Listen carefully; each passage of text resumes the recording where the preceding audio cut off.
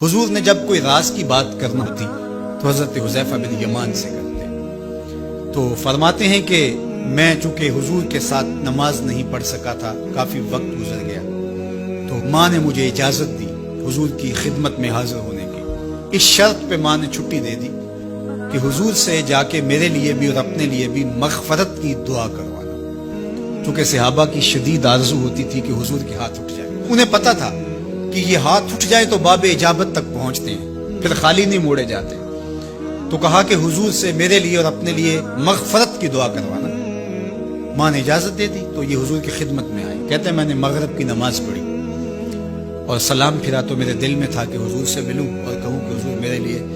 میری ماں کے لیے مغفرت کی دعا کر دیجیے، لیکن حضور نوافل میں ایسے مشغول ہوئے کہ مجھے موقع نہ مل پایا، حتیٰ کہ عشاء کا وقت ہو گیا۔ عشاء کی اذان پکاری جانے لگی، حضور نے نماز عشاء پڑھائی، سلام پھرا تو میرے دل میں تھا کہ ماں نے جاتے ہی پوچھنا ہے کہ دعا کروائی تھی تو کیا جواب دوں گا۔ مغرب کی نماز کی چھٹی ملی، عشاء بھی ہو گئی اور میں عرض نہیں کر سکا، تو میں ابھی سوچ ہی رہا تھا کہ حضور حجرہ انور کی طرف بڑھ گئے۔ اب جنہوں نے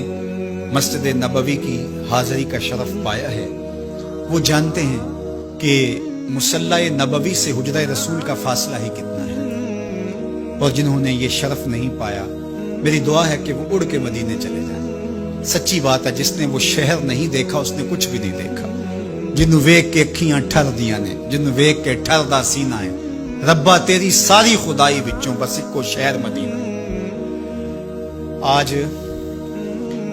اس وقت پوری دنیا کے اوپر جو وبا پھیلی ہے اس کی وجہ سے، جہاں اور بہت ساری چیزیں ہمارے لیے اذیت اور دکھ کا ذریعہ ہیں، وہاں ایک بہت بڑا دکھ ہے کہ مسجد نبوی کے دروازے بھی بند تھے۔ تو یہ دن تھے کہ حرم کی رونقیں دیکھنے والی ہوتی،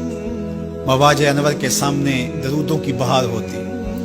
مدینے میں بیٹھ کے حضور کے روضے کے سامنے حضور علیہ الصلوۃ والسلام کے شہر کی پکی ہوئی کھجوروں سے افطاری کرنے کا اپنا ہی لطف ہوتا۔ آج مدینے کے لوگ بھی ترس رہے ہیں، بچپن سے لڑکپن تک اور لڑکپن سے جوانی تک اور جوانی سے بڑھاپے تک 80 سال عمر ہو گئی، جنہوں نے رمضان المبارک کا روزہ مسجد نبوی سے باہر کبھی کھولا ہی نہیں، آج اپنے گھروں کی چھتوں پہ کھڑے ہو کے میناروں کو دیکھتے اور چیخیں مار رہے ہیں۔ اللہ اس وبا کے دن مختصر کر دے اور اس امت کے لیے آسانیاں پیدا کر دے۔ تو حضور علیہ السلام اٹھے مصلی انور سے اور اپنے حجرہ انور کی طرف چل پڑے۔ تو حضرت حذیفہ بن یمان کہتے ہیں کہ میں بھی حضور کے پیچھے چل پڑا، غیر ارادی طور پہ کچھ رفتار تیز ہو گئی تو قدموں سے آہٹ پیدا ہوئی، تو حضور نے ارشاد فرمایا کہ من ھذا، کون ہے؟ پھر خود ہی کہا حذیفہ تو نہیں؟ قلت نعم، میں نے کہا جی جی حضور میں حذیفہ ہوں۔ تو آقا کریم علیہ السلام نے کوئی توقف کیے بغیر فرمایا ما حاجتوں کا غفر اللہ لک ولی امک، اللہ تجھے بھی بخش دے، تیری ماں کو بھی بخش دے، کس کام آئے ہو؟ اب حذیفہ بن یمان کہتے ہیں جو کام تھا وہ تو جنبش لب سے پہلے ہو گیا،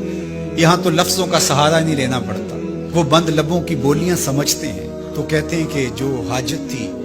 وہ تو پوری ہو گئی، یہی تو کہنا تھا کہ حضور میرے لیے اور میری ماں کے لیے مغفرت کی دعا کیجیے۔ پھر حضور نے ارشاد فرمایا قال ان ھذا ملک لم ينزل الارض قط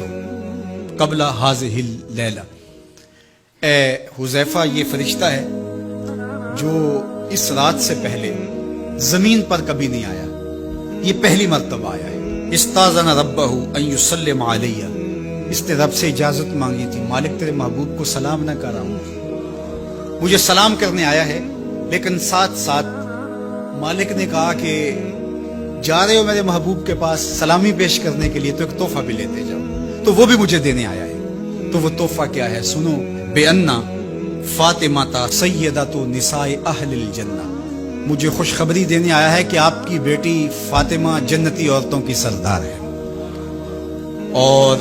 وَأَنَّ الْحَسَنَ وَالْحُسَيْنَ سَيِّدَا شَبَابِ اہل الجنہ، اور حسن اور حسین فاطمہ کے بیٹے جنتی جوانوں کے سردار ہیں۔ یہ آج خوشخبری لے کر کے میرے پاس مجھے سلام کرنے آیا ہے، تو یہ ملکہ جنت ہیں، خاتون جنت ہیں، سیدہ نساء اہل جنت ہیں۔ کہتے ہیں کہ جب حضور علیہ الصلوۃ والسلام کو سیدہ فاطمہ الزہرا رضی اللہ تعالی عنہا کوئی بات کرتی تھی تو حضور ان کی بات کو نہیں ٹالتے تھے، ان کی بات مان لیتے تھے۔ تو آج ہم سیدہ فاطمہ الزہرا رضی اللہ تعالی عنہا کی وساطت سے حضور کی بارگاہ میں استغاثہ پیش کرتے ہیں کہ اس امت مرحوم پہ اللہ سے رحم کی خیرات مانگے اور اللہ میرے وطن کی خیر کرے، امن، رحمت اور کرم نوازیوں کے اجالے اور نور نصیب ہو، میری قوم کی بیٹیوں کو اسوہ فاطمہ کے اجالے عطا ہوں۔